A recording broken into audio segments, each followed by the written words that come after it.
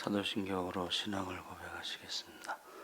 전능하사 천지를 만드신 하나님 아버지를 내가 믿사오며 그 외아들 우리 주 예수 그리스도를 믿사오니 이는 성령으로 잉태하 동정녀 마리아에게 나시고 본디오 빌라도에게 고난을 받으사 십자가에 못 박혀 죽으시고 장사한 지 삶 죽은 자 가운데서 다시 살아나시며 하늘에 오르사 전능하신 하나님 우편에 앉아 계시다가 저희로서 산자와 죽은 자를 심판하러 오시리라.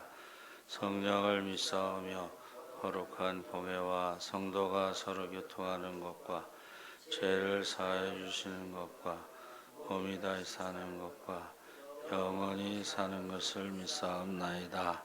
아멘. 찬송가 350장 찬송하시겠습니다.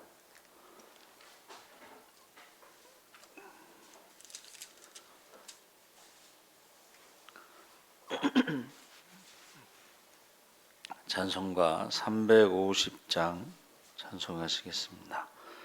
우리들이 싸울 것은 혈기 아니요 우리들이 싸울 것은 육체 아니요 마귀 권세 맞서 싸워 개쳐버리고 죽을 영혼 살릴 것일세.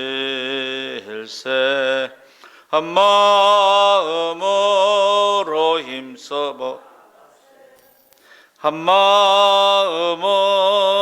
힘써 싸우세. 악한 마귀 군사들과 힘써 싸워서 승전고를 울리기까지. 우리들의 입은 갑옷새가 아니요 우리들이 가진 검은 강철 아니요 하나님께 받아 가진 평화의 복음 거룩하신 말씀이로다. 한 마음으로 힘써 나가세. 한 마음으로 힘써 싸우세. 악한 마귀 군사들과 힘써 싸워서 승전고를 울리기까지. 악한 마귀 제 아무리 강할지라도 우리들의 대장 예수 앞서가시니 주저 말고 용감하게 힘써 싸우세. 최후 승리 얻을 때까지. 한 마음으로 힘써 나가세. 한 마음으로 힘써 싸우세. 악한 마귀 군사들과 힘써 싸워서 승전고를 울리기까지. 죄악 중에 빠진 사람 죄를 뉘우쳐 십자가에 달린 예수 믿기만 하면 위태한 데 빠진 영혼 구원 얻어서 천국 백성 될 것임일세. 한 마음으로 힘써 나가세. 한 마음으로 힘써 싸우세. 악한 마귀 군사들과 힘써 싸워서 승전고를 울리기까지. 아멘. 하나님 말씀은 출애굽기 18장 13절에서 23절까지 말씀을 보겠습니다. 구약성경 110쪽에 있습니다.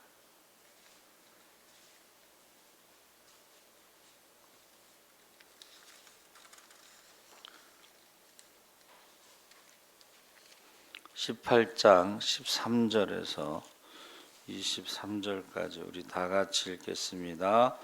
이튿날 모세가 백성을 재판하느라고 앉아 있고 백성은 아침부터 저녁까지 모세 곁에서 모세의 장인이 모세가 백성에게 행하는 모든 일을 보고 이르되 내가 이 백성이 행하는 이 일이 어찌 됨이냐 어찌하여 내가 홀로 앉아 있고 백성은 아침부터 저녁까지 내 곁에 서 있느냐.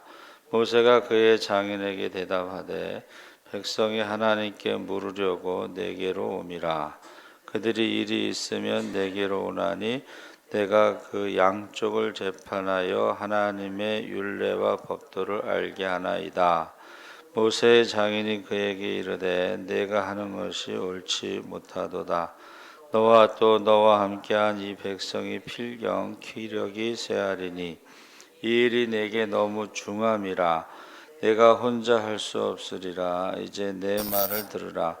내가 내게 방침을 가르치리니 하나님이 너와 함께 계실지로다. 너는 하나님 앞에서 그 백성을 위하여 그 사건들을 하나님께 가져오며 그들에게 율례와 법도를 가르쳐서 마땅히 갈 길과 할 일을 그들에게 보이고 너는 또 온 백성 가운데서 능력 있는 사람들 곧 하나님을 두려워하며 진실하며 불의한 이익을 미워하는 자를 살펴서 백성 위에 세워 천부장과 백부장과 50부장과 10부장을 삼아 그들이 때를 따라 백성을 재판하게 하라.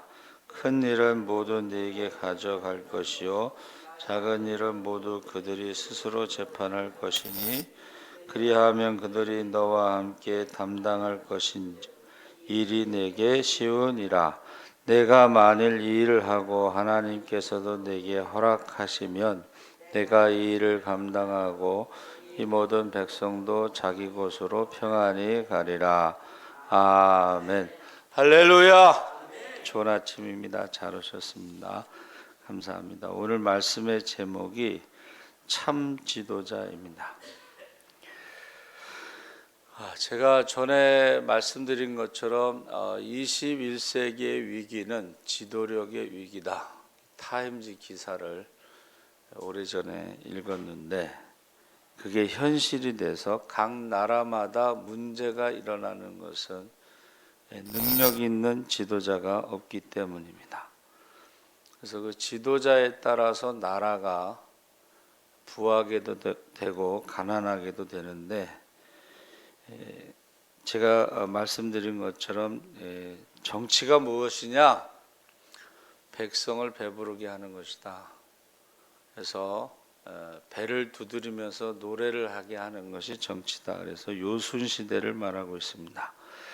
그래서 나라를 발전시키고 경제를 부흥시키는데 세 가지 요소가 필요한데 첫째는 경제적 자원, 돈이 있어야 된다는 것이고 두 번째는 지하 자원, 석유나 뭐 이런 것이 있어야 되는 것이고 셋째는 인적 자원입니다. 네, 세 가지 중에서 가장 중요한 것이 바로 인적 자원입니다. 그래서 지금 역사를 보면 스페인이란 나라가 콜럼버스를 통해서 세계 식민지를 개척했죠. 많은 부를 축적했습니다. 그런데 오늘의 스페인은 유럽 국가들 가운데 가장 뒤떨어진 나라가 됐습니다. 그래서 브라질 같은 경우도 엄청난 크기의 국토에 수량이 풍부한 강을 통해서 얻을 수 있는 막대한 에너지 자원을 가지고 있고 석유나 우라늄 같은 광물 자원도 풍부합니다. 그러나 그 나라는 아직 미개발되었고 엄청난 국가 부채에 시달리고 있습니다. 그 이유가 무엇인가? 바로 인적 자원, 그것을 관리할 수 있는 인적 자원이 없기 때문에 그렇습니다. 지도자가 없기 때문에 그렇습니다. 그래서 이 국가 부채요, 여러분, 지금 우리나라 국가 부채가 얼마인가? 국가 부채하면 뭐 2,000조라고 하는데 사실은 국가 부채와 기업 부채와 가계 부채를 합치면 4,685조 5천억이, 이것은 국민 총생산의 2.4배로 최근 3년간 국가 부채 증가율이 칠레 다음으로 빠른 2위의 나라가 우리의 현실입니다. 2차 대전 때 영국이 독일군에게 계속 패할 때요, 그 패하는 사실을 몰랐어요. 근데 어느 신문사가 정직하게 지금 우리가 지고 있다, 그리고 지고 있는 이유에 대해서 신문사가 정직하게 보도를 했어요. 그래서 그 지고 있는 이유를 개선함으로 2차 대전을 승리할 수가 있었습니다. 그러니까 지금 전 세계가 코로나로 인해서 국가 부채가 다 늘어나고 있는데, 이 부채라고 하는 것은 잘 이용하면 자산이죠, 자산. 그러니까 빚을 많이 질 수 있는 것도 능력이라는 거예요. 이자만 잘 감당하면 경제를 살릴 수 있는 그런 좋은 기회가 될 수가 있습니다. 그래서 지금 우리나라에서 전문가들이 좀 위험하다, 근데 이것을 받아들이지 않잖아요. 그러면 정말 제2의 IMF가 올 수도 있습니다. 그래서 오늘 주신 말씀에 모세가 하루 종일, 그러니까 모세도 힘들고 백성도 힘들다는 거죠. 그래서 그 장인의 말을 듣고, 장인이 맨 마지막에 뭐라 그래요? 하나님이 허락하시면, 이렇게 하죠. 그러니까 장인이 말한 그것을 하나님이 허락하시면 그것을 실행해서, 재판이라는 것이 우리나라에도 뭐 지방법원, 뭐 고등법원, 대법원, 헌법재판소까지 4번 할 수가 있습니다. 그것처럼 지금 장인이 그 재판 제도에 대해서 이야기를 하고, 맨 마지막에 하나님이 허락하시면, 그래서 인적 자원, 하나님을 두려워하고, 그리고 진실하고 정직해야 되고, 그 다음에 불의한 이를 탐하지 않는 자, 그렇게 말했죠. 그래서 첫 번째가 본문 18장 19절에 하나님이 그대와 함께 계실지로다 하고 이도로의 축복이 나옵니다. 그러니까 지금 광야에서 재판뿐만이 아니라 살아남기 위해서는 창조주 하나님, 역사를 주관하시는 하나님, 만복의 근원이신 하나님께서 함께 하시는 지도자가 필요하다. 모세도 죽죠. 모세도 죽습니다. 그러나 하나님은 영원히 함께 하십니다. 그러니까 하나님이 함께 하시는 지도자가 필요하다. 하나님께서 끝까지 성도와 함께 하십니다. 그래서 임마누엘이라는 것이 구원이라는 뜻입니다. 하나님이 함께 하시면 구원이 이루어지는 것이고, 하나님이 떠나면 구원이 떠나는 것이다. 그래서 볼지어다 내가 세상 끝날까지 너희와 항상 함께 있으리라. 하나님께서 바로 나 자신과 함께 하신다는 사실을 믿으시기 바랍니다. 그러니까 저와 여러분이 하나님이 함께 하시는 것을 믿는다면 그 사람이 바로 지도자의 자격이 있다. 세상에 빛과 소금의 자격이 있다 하는 것을 말해주고 있습니다. 하나님이 함께 하시는 사람. 그래서 18세기 영국이 산업혁명으로 빠르게 경제가 부흥되면서 빈부의 차이가 보이고 도덕이 타락했는데, 그리고 사회 구성원 간의 분열이 심해졌습니다. 그때 감리교를 창시한 요한 웨슬레가 하나님의 사랑과 복음을 전함으로 그 상황이 극적으로 전환됐습니다. 이것을 문화혁명이라고, 그러니까 프랑스는 피의 혁명, 그런데 영국은 명예혁명, 피를 보지 않고. 그래서 영국 사람들은 자기들은 피를 보지 않았기 때문에 신사의 나라, 양반. 그리고 프랑스는 피를 보았으니까 쌍놈의 나라. 한 단계 아래로 보는 거죠. 그래서 웨슬레가 88세의 나이로 세상을 떠날 때에 마지막으로 남긴 말이 세상에서 가장 귀한 것은 하나님께서 함께 하시는 것입니다. 그래서 저 여러분이 시대를 바꿀 수 있는 가장 귀중한 원동력, 그 힘은 하나님이 함께 하시면서 하나님의 능력이 나타나고 우리가 그 능력으로, 주가 주신 능력으로 사명을 감당할 수 있고 책임을 져주시는 것이 바로 가장 큰 힘이다. 그래서 모세가 할 수 있었던 것은 딱 한 가지 있었습니다. 모세가 할 수 있었던 것은 바로 기도. 모세가 할 수 있었던 게 뭐가 있어요? 기도밖에 없었어요. 그래서 기도할 때마다 하나님께서 책임지시고 해결하시고 인도하시고 보호하시고 축복하시고 고쳐주시고 할렐루야. 네. 그래서 우리가 지도자는 하나님이 함께 하시는 사람. 요셉도 마찬가지죠. 요셉이 노예로 팔려가고 누명 쓰고 감옥에 갔지만은 결국 하나님이 그를 높이신 거죠. 30세 애굽의 총리라는 것은 사람의 힘으로는 할 수 없는 것입니다. 그렇죠? 다윗도 목동이었을 때 하나님이 이스라엘의 왕으로 삼은 것은 그것을 높여주시고 함께 하신 증거가 나타난 것입니다. 그래서 저와 여러분이 기도하는 사람이라면, 하나님이 함께 하시는 사람이라면 지도자의 자격이 있습니다. 두 번째는 20절에 그들에게 율례와 법도를 가르쳐서 마땅히 갈 길과 할 일을 그들에게 보이고, 이게 비전이라고 하는 것입니다. 비전이 뭐예요?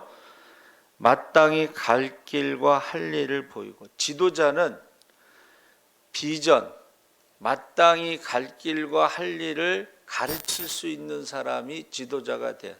우리가 어떻게 해야 됩니까?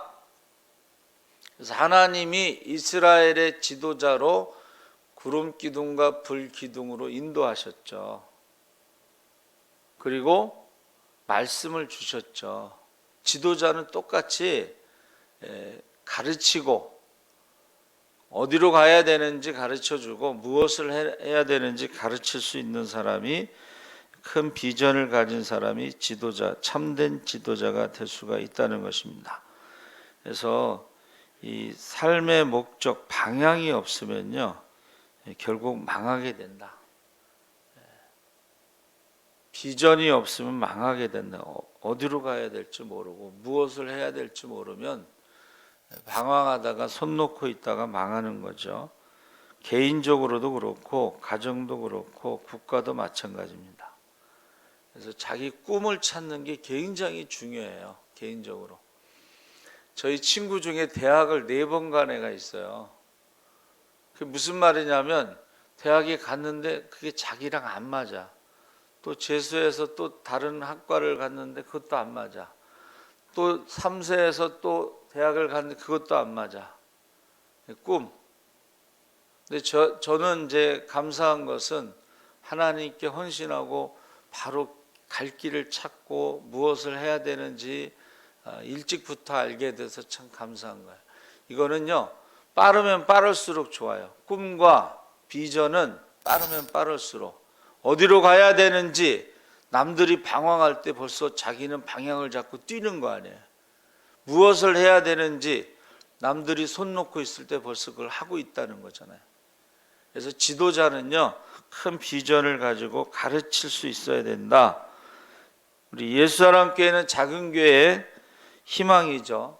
성장과 부흥과 축복, 이것이 꿈이에요.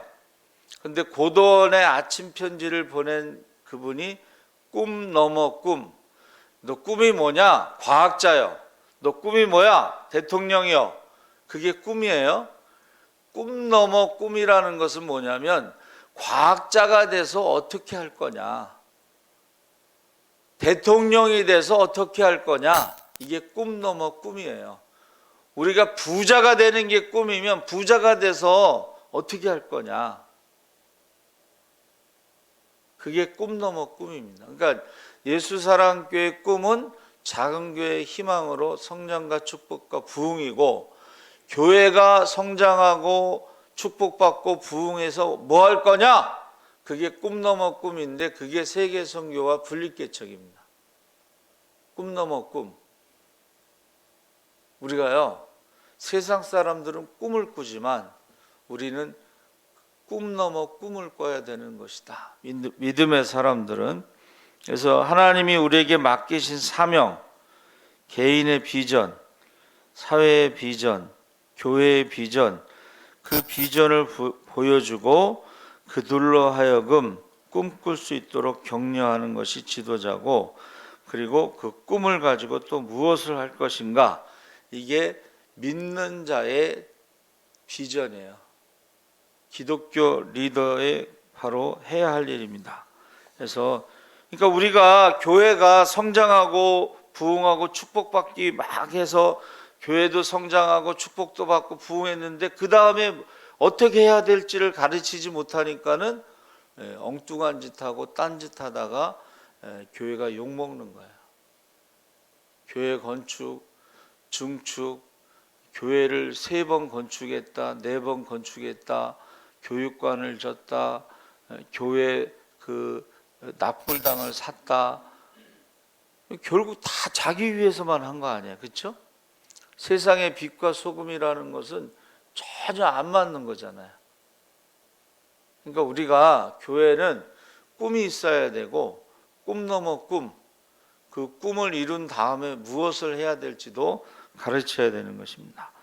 그래서 90년 전, 100년 전에 일본에 선교 활동을 했던 윌리엄 클라크 박사가 고국으로 돌아가던 날 수많은 제자들이 환송식에 모였을 때 그 제자들에게 Boys be ambitious, 젊은이여, 소년이여, 야망을 품어라.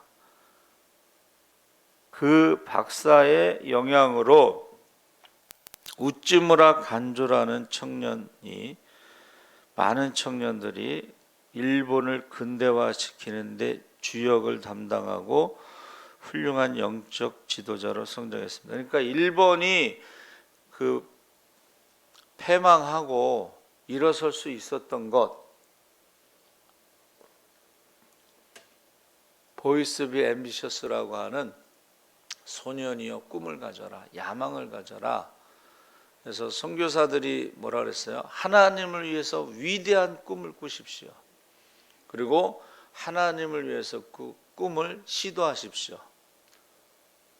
우리가 꿈을 꾸고 그 꿈을 하나님을 위해서 사용해야 된다는 것입니다. 그래서 하나님의 사람은 영적인 통찰력이 있어야 되는데, 이 비전을 갖고 있어야 되는데, 인도 선교사였던 윌리엄 캐리가 친구들과 달리, 또래 친구들과 달리 세계 지도를 보는 것을 좋아했습니다. 남들이 보지 못한 세계. 여러분, 우리나라의 초창기 선교사들은 사실은 중국 선교를 준비하다가 갑자기 조선에 대한 환상을 보고 마게도냐의 환상처럼 넘어와서 우리를 도우라. 여러분, 그 100주년 기념관에 가면 그게 나와요. 조선에 대한 환상을. 근데 그 선교사들은 중국 선교를 준비했기 때문에 조선이 어디 있는지도 몰라. 왜냐하면 여러분, 세계지도 이렇게 지구본 돌려보면 우리나라는 조그맣게 있잖아요. 그러니까 그 선교사들이요, 중국 선교를 준비하다가 하나님의 음성을 듣고 조선이라는 나라가 어디 있는지도 모르고 배 타고 한 달 동안 배 타고 온 거예요. 그래서 저희 여러분도 이 세계 지도를 보는 것이 이제 라틴어를 가르쳐 주시는 김항한 교수가 갑자기 세계 지도를 그려보라고 그러더라고. 그래서 이 사람이 왜 세계 지도를 그리라고 하나? 꿈을 가진 사람은 세계 지도를 그린다는 거야. 세계 지도. 꿈을 가진 사람. 네. 그래서 저와 여러분이 이 꿈, 비전이 있어야 되는데 웨슬리 목사님은 세계는 나의 교구다.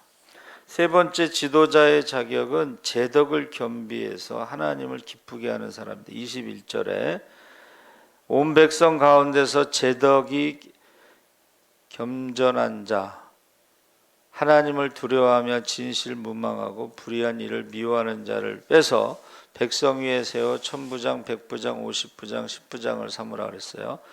제덕이 무엇인가? 그것이 하나님을 두려워하는 것이고 진실무망하는 것이고 불의한 일을 탐하지 않고 한마디로 말하면 희생하고 헌신하는 삶을 사는 사람을 말합니다. 그래서 희생하고 헌신하는 지도자를 우리가 권위를 갖게 돼요. 본을 보이는 거죠. 자, 바울이 뭐라 그랬어요? 내가 그리스도를 본받은 것 같이 너희도 나를 본받으라. 이게 지도자의 자격이라는 거예요. 나를 따르라. 기독교의 리더십은 돌격 앞으로가 아니라 나를 따르랍니다. 그래서 예수 믿는 사람이요, 군대 갔는데 소대장이 돌격 앞으로 그러니까 아무도 안 가더래요. 총알이 막 날라오는데 누가 앞으로 가겠어. 그래서 그 다음부터 구호를 바꾼 거예요. 예수 믿는 사람이 바꾼 거예요. 나를 따르라. 소대장이 딱 총 빼고서 나를 따르라 하고 갔을 땐 사람들이 따라가는데 돌격 앞으로 그러면 안 나간다, 아무도. 이게 기독교의 리더십을 거기에 군대에서 보여준 겁니다. 그러니까 먼저 희생하지 않으면 그것은 기독교의 리더십이 아니다 하는 것입니다. 그래서요, 제가 지도자라는 말을 찾았는데 창세기 23장 6절에 그 사라가 죽었을 때에 내가 나그네, 아브라함이 뭐라 그러냐면 나는 나그네인데 나그네에게 너희가 선하게 선을 베풀어서 매장지를 달라 이렇게 부탁을 하니까 6절에 햇사람들이 내 주여 들으소서 당신은 우리 가운데 있는 하나님이 세우신 지도자이시니 우리 묘실 중에서 좋은 것을 택하여 당신의 죽은 자를 장사하소서. 우리 중에서 자기 묘실에 당신의 죽은 자 장사함을 금할 자가 없으리이다. 이 말은 뭐예요? 보세요. 아브라함이 굉장히 겸손하게 나그네입니다. 나그네에게 은혜를 베풀어 달라 했더니 아닙니다. 당신은 하나님이 세우신 우리의 지도자입니다. 이렇게 고백해요. 그러니까 지도자는 뭐냐면 여러분, 지도자라는 말이요, 나사라는 동사에서 나왔는데 올려지다, 높이 올려지다 이런 뜻이에요. 그러니까 참 지도자라는 것은 하나님이 그를 높이고 백성들이 인정하는 사람이 참 지도자예요. 그랬더니 아브라함이 어떻게 하는 줄 아세요? 그들에게 절을 합니다. 참 지도자는 사람들 앞에서도 겸손하고 하나님 앞에서도 겸손한 거예요. 자기들이 지도자라고 하나님이 세우신 지도자입니다. 이렇게 인정했음에도 불구하고 그 앞에 절을 해요. 겸손하다는 거예요. 그래서 여러분, 하나님이 높이시고 백성들이 인정하고 이 겸손한 모습이 참 지도자고, 자기가 높아지려고 거짓말하고 여론 조작하고 이것은 독재자라고 부르는 거예요. 독재자. 그래서 저와 여러분은 나라 민족을 위해서 참 지도자를 위해서 기도해야 돼요. 그리고 에스겔서에서는 이 낫이라고 하는 지도자가 20번 이상 나오는데 그것은 메시아를 말하는 거예요. 참 지도자는 백성을 위해서 십자가에서 대신 죽는 게 참 지도자예요. 그런데 백성을 위해서 죽을 수 있는 지도자가 많지 않다는 거예요. 역사적으로. 저는요, 그 중학교 때 읽었던 세계를 움직인 지도자라는 책에 그 드골 대통령, 프랑스의 드골 대통령이 나옵니다. 여러분, 드골 대통령의 직업이 뭐냐면 중고 책방 사장이에요. 그러니까는 이분은 중고 책방 사장하면서 책을 엄청나게 많이 읽어. 뭐 눈만 뜨면 아침부터 저녁까지 책을 보니까 프랑스가 위기가 오니까요, 그 중고 책방 사장님을 대통령으로 뽑는 거예요. 그러면 이 사람은 책을 많이 읽어서 그 문제를 해결해. 국가의 문제를 해결해. 경제든 뭐 정치적 문제를 해결하잖아요. 그러면 대통령 사표 내고 다시 중고 책방 사장으로 돌아가. 그게 무슨 말이냐면 나는 대통령보다 중고 책방 사장이 좋다 이거예요. 책 읽는 게 좋다는 거예요. 그리고 또 프랑스가 위기가 오잖아요. 그러면 또 다시 드골을 대통령으로 데려가. 그러면 또 그 문제를 해결하고 다시 또 중고 책방 사장으로 돌아가. 그래서 제가 한때 꿈이 중고 책방 사장이 꿈이었어요. 나도 저기 책 좀 실컷 읽자. 그리고 세계에서 제일 큰 도서관, 그 도서관에 가서 책 읽는 게 제 꿈이었어요. 근데 요새는 거기 안 가도 돼. 인터넷에 들어가면요, 회원을 가입하면 수십만 권의 책을 그냥 읽을 수가 있어요. 돈을 조금 내야 되겠죠. 그리고 이제 영어만 할 줄 알면 세계 어느 나라든지 그 대학 도서관에 가서 그 책을 볼 수가 있어요. 여러분, 참 지도자가 필요해요. 이 위기를 극복할 수 있는 참 지도자. 하나님을 두려워하고 비전을 제시하고 희생할 수 있는 그분이 바로 역사적으로는 예수 그리스도라는 거예요. 예수 그리스도가 하나님과 함께 하시고 예수 그리스도가 우리에게 비전, 꿈을 보여주시고 예수 그리스도가 바로 희생하신 지도자의 모델입니다. 저와 여러분이 예수를 닮기를 원합니다. 감사합니다. 하나님 아버지, 우리에게 참 지도자가 필요한 것은 위기 때마다 하나님께서 하나님의 사람을 세우셔서 그 위기를 극복하게 하셨습니다. 이제 이 나라 민족에도 하나님을 두려워하고 비전을 제시하고 희생할 수 있는 하나님의 사람을 지도자로 세워주시고 이 나라 민족을 하나님의 뜻대로 인도할 수 있게 하여 주시옵소서. 감사하며 예수님의 이름으로 기도하옵나이다.